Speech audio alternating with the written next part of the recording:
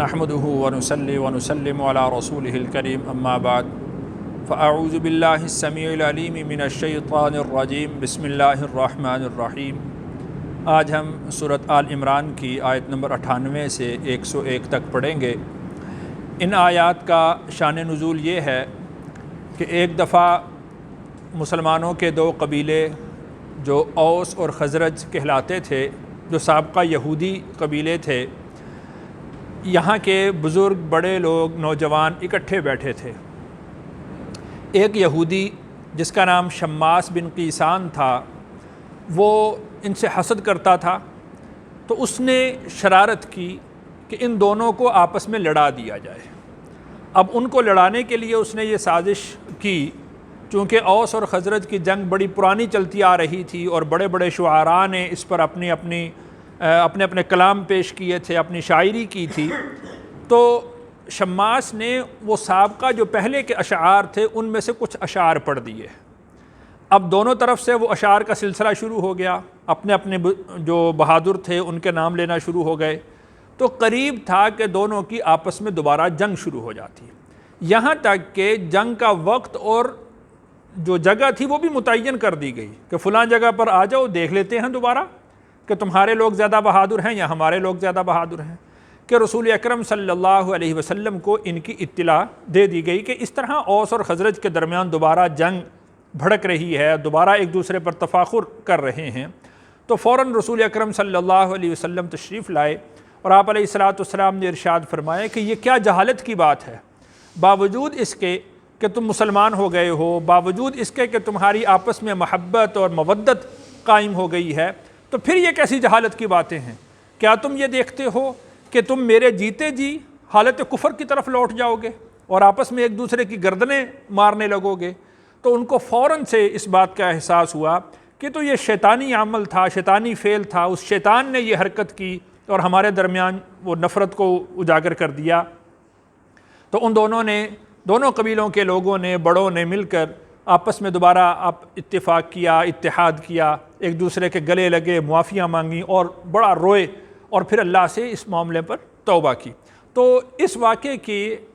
پس منظر میں اللہ تعالیٰ نے یہ آیات نازل فرمائیں، اور ان آیات میں اللہ تعالیٰ نے اہل کتاب کا رد بھی فرمایا اور پھر ان کو یہ بات بھی سمجھائی۔ رد اس طرح سے فرمایا کہ تم دیکھ رہے ہو کہ جب حق تمہارے سامنے واضح ہو چکا ہے، تو اب عقل مند اور دانا شخص تو وہ ہے جو حق کو قبول کرتے ہوئے ایمان لے آئے، اسلام لے آئے۔ اور جب کہ تم بالکل اس سے الٹ چل رہے ہو، ایک تو یہ کہ تم حق کو قبول نہیں کر رہے، اور دوسرا یہ کہ وہ لوگ کہ جنہوں نے حق کو قبول کر لیا ہے ان کے درمیان نفرتیں پھیلانے کی کوشش کرتے ہو، ان کے درمیان توڑ کی کوشش کرتے ہو، ان کے درمیان لڑائی اور جھگڑے کی کوشش کرتے ہو، اور اس طرح سے یعنی تمہارا یہ جو فعل ہے یہ سارا کا سارا اللہ کی نظر میں ہے۔ ایک وقت آئے گا کہ اللہ تعالیٰ اس ساری چیزوں کا تمہارے اوپر احتساب کریں گے۔ اور پھر اللہ تعالیٰ نے اہل ایمان کو بھی تنبیہ فرمائی کہ تم انہیں آئندہ ان کی اطاعت نہیں کرنی۔ جہاں پر بھی دیکھو کہ اہل کفر اہل ایمان کے درمیان حائل ہو گئے ہیں، تو ضرور کسی وہ سازش کا حصہ ہے، ضرور کسی شرارت کا وہ حصہ ہے۔ تو ان چیزوں سے اہل ایمان کو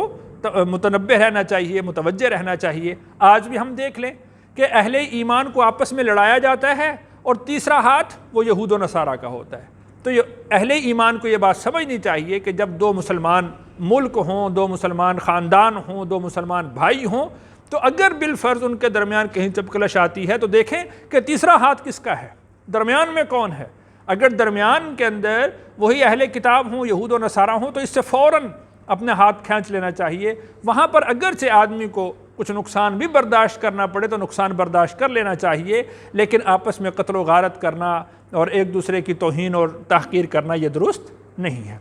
ترجمہ دیکھیے۔ قل، آپ فرما دیں، یا اہل الکتاب، اے اہل کتاب، لم تکفرون،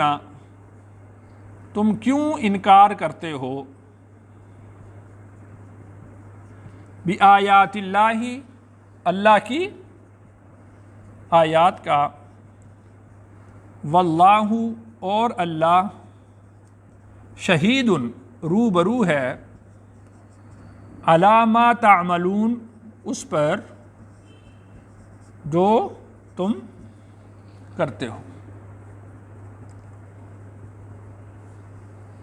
تو یہ اہل کتاب کو تنبیہ کی گئی کہ تم کیوں انکار کرتے ہو، یعنی جب حق تمہارے سامنے کھل کر آ گیا ہے۔ اس سے پہلے جیسا کہ میں نے عرض کیا تھا کہ یہود کے 2 شبہ تھے، تو اللہ تعالیٰ نے ان شبہات کا بھی جواب دے دیا۔ جب شبہات کا جواب بھی تمہیں مل گیا ہے تو وہ شخص کہ جس کا دل سلیم ہو، جس کی فطرت درست ہو، تو جب اس کے شبہات دور ہو جائیں تو پھر وہ حق بات کو قبول کر لیتا ہے۔ تو تم کیوں نہیں قبول کرتے؟ لما تکفرون بآیات اللہ، تم اللہ کی آیات کا کیوں انکار کرتے ہو؟ آگے اللہ نے ارشاد فرمایا، قل، آپ فرما دیں، یا اہل الکتاب، اے اہل کتاب، لما تصدون، تم کیوں روکتے ہو، عن سبیل اللہ، اللہ کی راہ سے، من آمنا، اس کو جو ایمان لے آیا، تبغونہا عوجا، کہ تم تلاش کرتے ہو، تبغونہ کا معنی ہوتا ہے تلاش کرنا، تم تلاش کرتے ہو،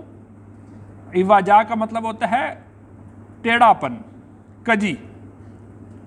یعنی تم تلاش کرتے ہو ہمیں کوئی کجی ملے اور پھر ہم اہل اسلام کے سامنے یہ رکھیں کہ دیکھو اسلام کے اندر یہ کجی ہے، اسلام کے اندر یہ کمی ہے، تو اس سے ان کے دلوں کے اندر شکوک اور شبہات پیدا کر کے تم ان لوگوں کو اسلام سے کیوں روکتے ہو؟ وَأَنْتُمْ شُهَدَاء، حالانکہ تم گواہ ہو، یعنی تمہیں معلوم ہے کہ یہ حق ہے، تمہاری کتابوں کے اندر رسول اکرم صلی اللہ علیہ وسلم کی بشارتیں موجود ہیں اور تم اس بات کو جانتے ہو، سمجھتے ہو کہ رسول اللہ صلی اللہ علیہ وسلم برحق ہیں، اور تم اس بات کو سمجھتے ہو کہ رسول اللہ صلی اللہ علیہ وسلم کی بشارتیں تمہاری کتابوں کے اندر موجود ہیں، پھر بھی تم ایسا کر رہے ہو۔ وَمَا اللَّهُ، اور نہیں ہے اللہ، بغافل، غافل، عما تعملون، جو کام تم کرتے ہو، یعنی تمہارا ایک ایک فعل، تمہارا ایک ایک عمل وہ اللہ کے سامنے ہے۔ تم یہ نہ سمجھو کہ تم اللہ کی نظروں سے اوجھل ہو گئے ہو یا تم اللہ کی گرفت میں نہیں آؤ گے، اللہ کی پکڑ میں نہیں آؤ گے، قطعاً ایسا نہیں۔ وَمَا اللَّهُ بِغَافِلٍ عَمَّا تَعْمَلُونَ، جو کام تم کر رہے ہو اللہ تعالیٰ اس سے بے خبر نہیں ہے۔ یا ایھا الذین آمنوا، اے ایمان والو، یہاں سے اہل ایمان کو تنبیہ کی گئی، ان تطیعوا، اگر تم پیروی کرو، فریقاً، ایک گروہ کی، من الذین اوتوا الکتاب،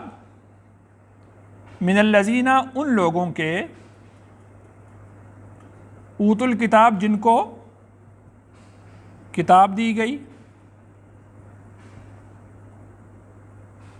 یعنی اہل کتاب کے کسی گروہ کی اگر تم پیروی کرو گے، یردوکم، تو وہ تمہیں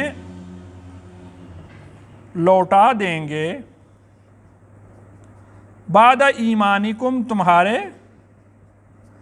ایمان کے بعد، کافرین، کافر بنا کر، یعنی یوں نہ سمجھو کہ اہل کتاب تمہارے کوئی خیر خواہ ہیں، قطعاً نہیں، بلکہ اگر تم اہل کتاب کے گروہ کی پیروی کرو گے تو وہ تو یہی چاہیں گے کہ تمہیں کافر بنا دیں، یعنی یوں سمجھ لیجئے کہ ان کا سب سے پہلا حربہ یہ ہوگا کہ تم اسلام کا ہار اپنے گلے سے نکال دو، تم رسول اکرم صلی اللہ علیہ وسلم کے دامن سے جو وابستہ ہو تم آپ علیہ الصلوۃ والسلام کے دامن کو چھوڑ دو۔ سب سے پہلا حربہ ان کا یہ ہوگا، جس کتاب پر تمہارا ایمان ہے اس کتاب کا تم انکار کر دو، جس رسول پر تمہارا ایمان ہے تم اس رسول کا انکار کر دو، جس مذہب کے تم پیروکار ہو، جس مذہب کو تم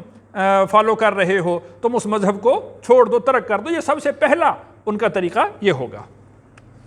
وَكَيْفَ تَكْفُرُونَ، اور کیسے تم انکار کرو گے، وَأَنْتُمْ،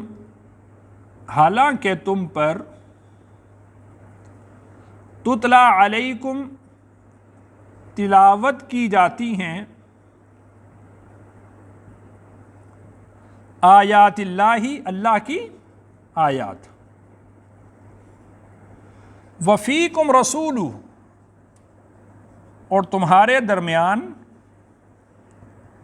اس کے رسول ہیں، ومن اور جو شخص یعتصم باللہ مضبوطی سے پکڑ لے اللہ کو، یعنی اللہ کی کتاب کو، فقد ہدیہ تو تحقیق اس کو ہدایت دی گئی،